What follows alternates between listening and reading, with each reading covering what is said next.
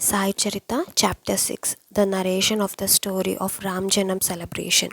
In this chapter, the background story of Ram Janam celebration is described. Whether worldly or spiritual, the Sadguru is the captain of the ship who steers the ship along with the passengers to the opposite bank. The word Sadguru immediately brings to mind Sai. He stands in front of the devotee with Udi from the Duni in his hand and touches his head. The devotee is overwhelmed with inner happiness and his eyes brim over with love. The touch of the Guru's hand destroys the subtle body. As soon as Sai puts his lotus-like hand on the head, the other accumulated sins of previous births are washed off. Sri Sai always assured his devotees, in the home of my devotees, food and clothing will never be lacking. In Bhagavad Gita, Sri Krishna says, those who wholeheartedly worship me and lovingly always serve me, I look after their well-being. This I know to be my motto. This is also the affirmation of Sai. One should always seek honor at the door of God, should beg only from God and ask only for His blessings. People show their People show off their intense devotion while worshipping in the temples with closed eyes and wandering minds. So let all such faculties be seized with such a devotional urge so that the passion of the senses may be transformed completely and may sprout devotional worship. This is real worship. Let our minds be engaged in constant chanting of Sai's name and listen to Sai Charita with full concentration. Sai will bestow his blessings on the listeners and fulfill their demands. You may request Baba as much as you want, but he will give you only as much as you can digest. There was a devotee by the name Gopal Gund. He spent his time in ceaseless chanting of Baba's name. He has no children. Later, with Sai's blessing, he got a son. Once Gopal Rao thought of holding a yatra or a urus yearly in Shirdi village. Everybody was joyous. Tatya Kote, Ramachandra Dada Kote, Madhav Rao and other leading devotees approved of this idea and preparation were begun. But for this function, the permission of the district officer was required. A person named Kulkarni put obstacles in the way and the district officer issued an order that the yatra should not be held at Shirdi. To hold this yatra in Shirdi was also Baba's wish. The villagers tried their utmost and made the authorities change their previous order. The people's wish was honored. Since then, 18 to 1897, according to Baba's wish, the yatra took place every year on Ram Navami. Tatya Kote looked after the arrangements. On that day, devotional singing and worship would take place to the accompaniment of drums and other wind instruments. People flock there from all quarters in large number. The celebration of Ramnavami is the pleasure and glory of Shirdi. Originating from the Urus, Ramnavami was celebrated for the first time in the year 1911, and since then it continues uninterruptedly to be held on this day. Every year, two new flags are ceremoniously carried in the procession and tied it to the dome of the masjid and permanently fixed there. Out of two, one would be Nimonkars and other would be Damonas. They are taken in pomp in the procession and they fly high on the top of the dome. The idea was first originated by Bhishma. Once he was peacefully sitting in the Vada and Kaka Mahajani was ready to leave for the masjid. Considering it as an opportune moment, Bhishma asked Kaka, I have an idea in my mind.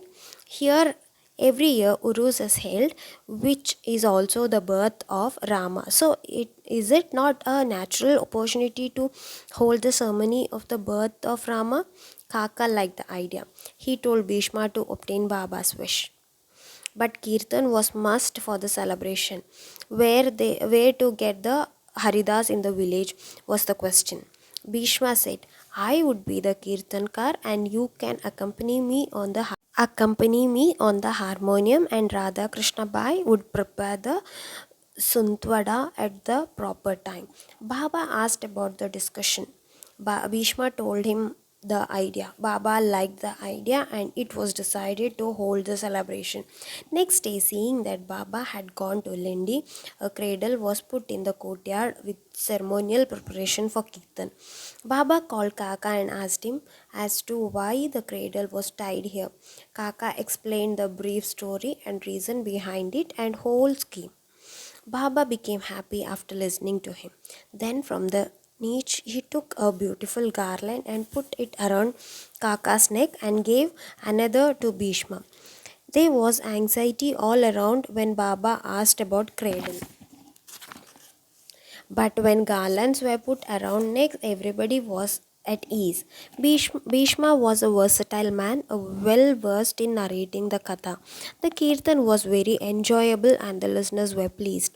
At the time of Ramjanam, Gulal went into the Baba's eyes when enraged and looked terrible like Narsingh at the hour when Rama was born in the place of Kaushalya.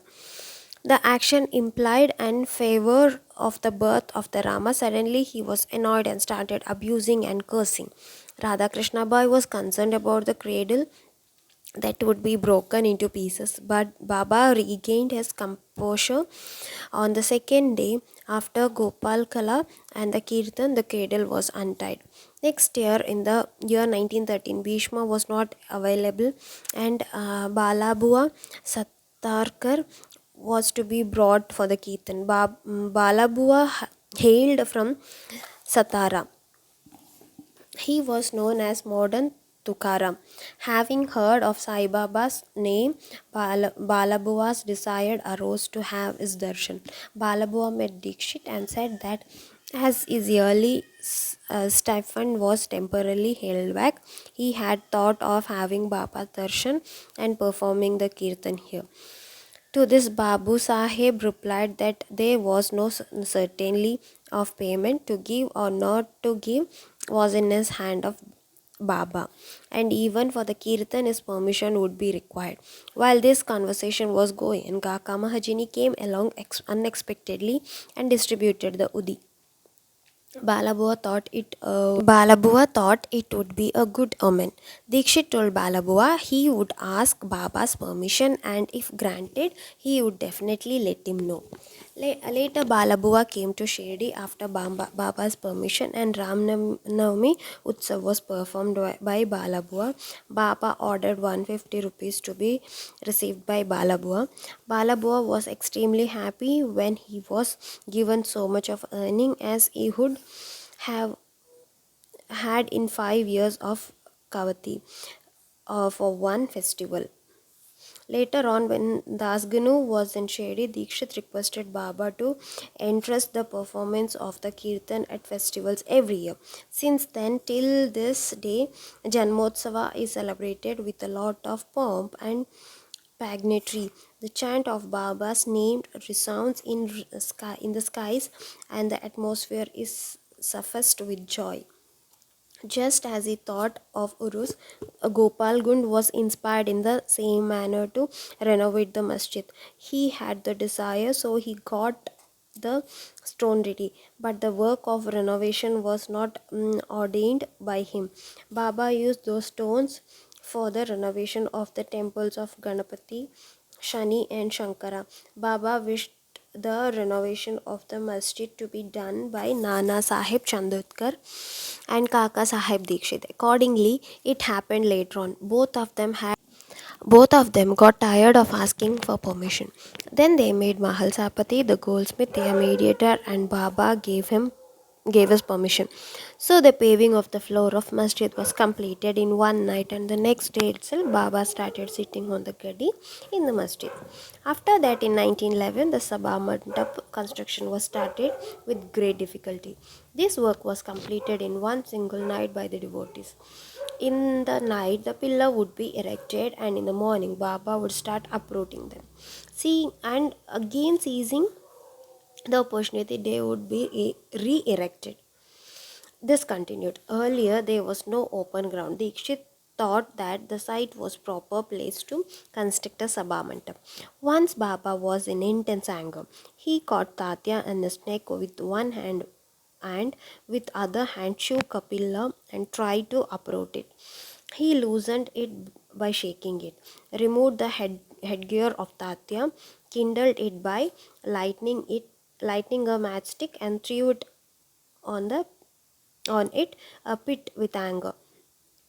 All the villagers were surprised. Bhagorao Shinde and Madhavrao tried to subside the anger and make Baba calm, but they too received the beatings and showered brickbats respectively. Later, Baba became calm. He ordered the shopkeeper a zari bordered headgear and himself tied it around Tatya's head. People were surprised. The cause of anger was not known to anyone. Sri Sai's sudden anger was mattered a fear in the minds of the devotees, but we cannot understand and apprehend that unseen power through which Baba destroys all the evil.